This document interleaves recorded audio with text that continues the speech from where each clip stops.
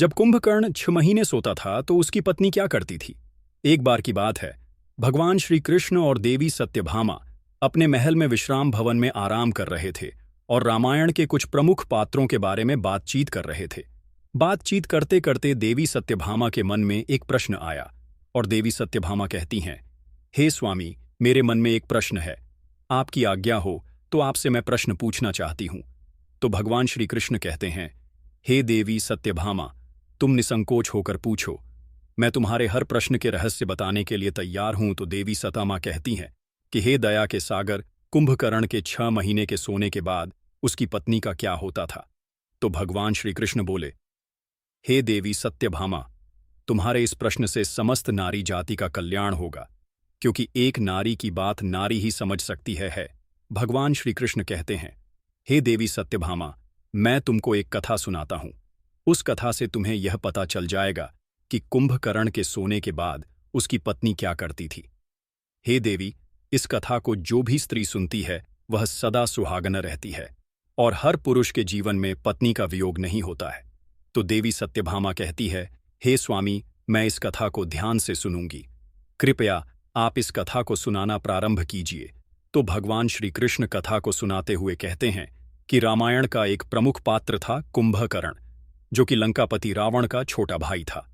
रावण का यह भाई इतना भयंकर था कि एक दिन में अनेक जीव जंतुओं का भोजन अकेला खा लेता था।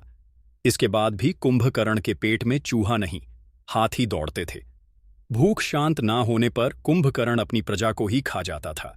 ब्रह्मदेव भी कुंभकर्ण की से दुखी थे, क्योंकि ब्रह्मदेव को पता था कि आज नहीं तो कल कुंभकर्ण की भूख से संसार में हाहाकार मच जाएगा। फिर एक दिन रावण, कुंभकर्ण और विभीषण तीनों भाइयों ने मिलकर ब्रह्मा जी की तपस्या प्रारंभ की। वे काफी दिन तक घोर तपस्या करते रहे। फिर ब्रह्मा जी उनके सामने प्रकट हुए। ब्रह्मदेव ने तीनों भाइयों से वरदान मांगने को कहा, तो रावण ने अमृतत्व प्राप्ति का वरदान मांगा, लेकिन निवरदान देने से ब्रह्मा जी ने मना कर दिया और कहा कि तुम्हारा जीवन तुम्हारी नाभि में स्थित रहेगा, जिससे शत्रु आसानी से तुम्हारा वध नहीं कर पाएगा।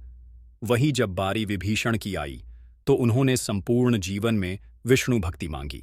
कुंभकर्ण ने इंद्रासन पाने की इच्छा से घोर तपस्या की थी, जिससे इंद्रदेव भी काफी चिंतित थे। इंद्रदेव अपनी इस चिंता के निवारण के लिए देवी सरस्वती के पास पहुंचे और उनसे विनती की कि आप कुंभकर्ण की मति फिर दीजिए, जिससे वह इंद्रासन ना मांगे।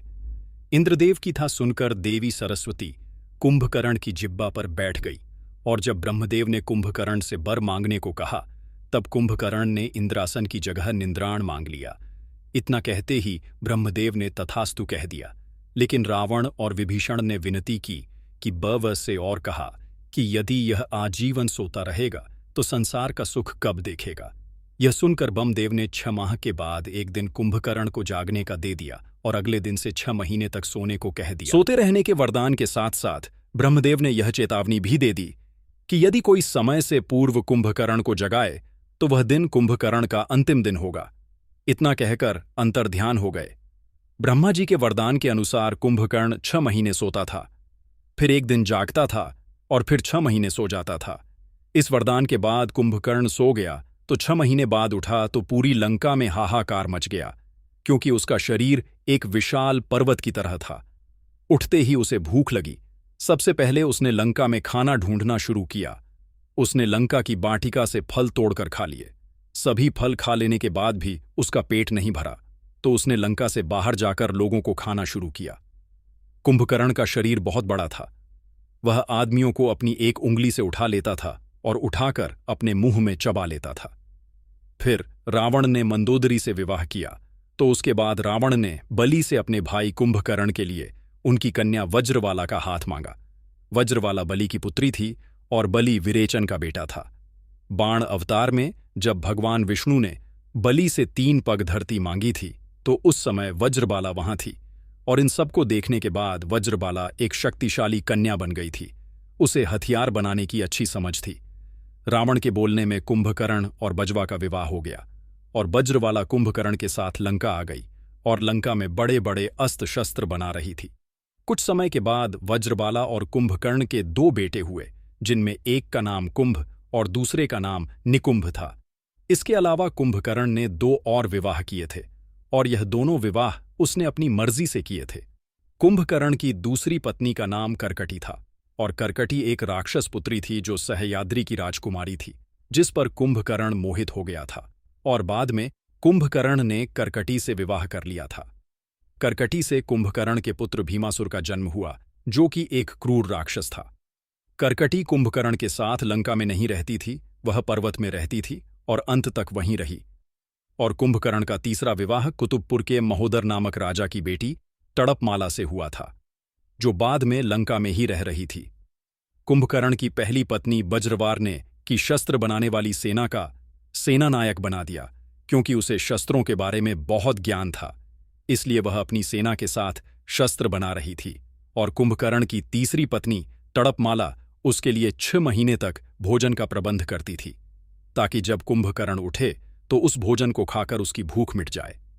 दोस्तों, रावण और कुंभकर्ण शुरू से राक्षस नहीं थे, एक श्राप के कारण वह राक्षस बने थे। धर्मग्रंथ के अनुसार भगवान श्री विष्णु के दरबार में जय और विजय नाम के 2 द्वारपाल थे। एक बार सनक सनातन और सनत कुमार नाम के दर्शन करना चाहते थे उस विष्णु के। जय और बजय नाम के श्री विष्णु के 2 पहरेदार ने उनकी हंसी उड़ाते हुए उन्हें रोकने का प्रयास किया। इससे वे चारों मुनि बहुत गुस्से में आकर श्राप देते हुए बोले कि तुम्हारे कर्म तो असुरों जैसे हैं, इसलिए तुम इसी क्षण असुर हो जाओ, यहां तुम्हारा कोई काम नहीं। इस पर जय और विजय को अपनी गलती का एहसास हुआ और उन्होंने उन अराशियों से क्षमा मांगी। इस पर उन अराशियों ने कहा कि हम सांप तो वापस नहीं ले सकते, परंतु इतना हो जाएगा कि तुम्हें हमेशा के लिए नहीं बल्कि 3 जन्मों के लिए असुर योनि में रहना पड़ेगा, और तीनों ही जन्मों में तुम्हें मुक्त करने के लिए स्वयं भगवान श्री विष्णु आएंगे। उसके बाद तुम फिर इस पद को प्राप्त कर लोगे। त्रेता युग के समय रामायण में भी कुंभकर्ण के पूर्व जन्म का उल्लेख है।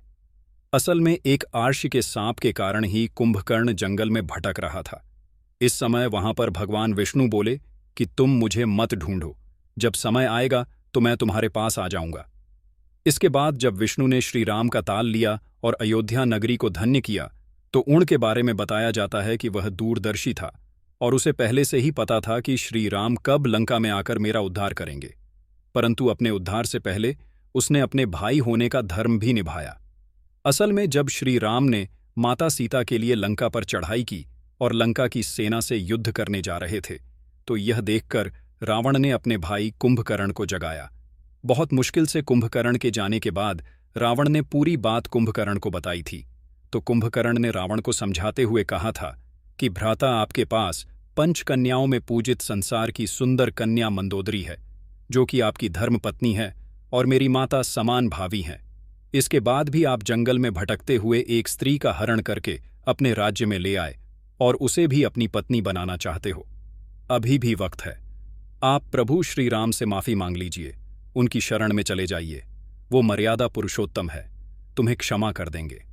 और इस पर रावण को कुंभकर्ण पर क्रोध आया और क्रोधपूर्वक कुंभकर्ण से बोला कि तुम्हें युद्ध नहीं करना हो तो मत करो, परंतु मुझे ज्ञान मत दो। तो कुंभकर्ण कहने लगा, भैया मैं तो समझा रहा था, क्योंकि इसी में लंका की भलाई है, पर तू आप नहीं चाहते तो मैं अपने छोटे भाई होने का धर्म निभा और श्रीराम से युद्ध करूंगा। इतना कहकर कुंभक रणभूमि की ओर चल पड़ा। जब कुंभक रणभूमि की तरफ जा रहा था तो ऐसा लग रहा था जैसे बड़ा पर्वत हो। कुंभकर्ण ने रणभूमि में पहुंचकर बानर सेना में हाहाकार मचा दिया। उसने भगवान श्री राम की सेना को तितर-बतर कर दिया और न जाने यह सब देखकर श्री राम ने देखा कि कुंभकर्ण अब नहीं मानेगा। तब श्री राम ने धनुष पर बाण चढ़ाया और कुंभकर्ण को मारकर यमलोक पट्टा। कुंभकर्ण के मरने के बाद रावण दुखी हो गया था, क्योंकि उसने अपने भाई को खोया था, परंतु रावण से ज्यादा दुखी कुंभकर्ण की पत्नियां वज्रबाला तड़पबाला थीं। वे सती हो गईं क्योंकि वज्रबाला और तड़पबाला दोनों ने ही श्री राम से प्रार्थना की थी कि उन्हें भी इस असुर योनि से मुक्ति मिल जाए, और श्री राम ने बाद में ऐसा ही किया। तब भगवान श्री कृष्ण कहते हैं कि हे देवी, सत्यभामा कुंभकर्ण के साथ साथ उसकी पत्नियों को भी मुक्ति मिल गई, और इसी के साथ हमारी आज की कहानी भी संपन्न हुई। दोस्तों, अगर वीडियो अच्छा लगा हो तो लाइक करें और हमारे चैनल को सब्सक्राइब करें और अपने दोस्तों के साथ शेयर करें। कमेंट बॉक्स में जय श्री राम लिख दें। दोस्तों, इससे हमारा मनोबल बढ़ता है। दोस्तों, अगर कोई कहानी में त्रुटि हो तो उसके लिए क्षमा चाहते हैं। फिर मिले।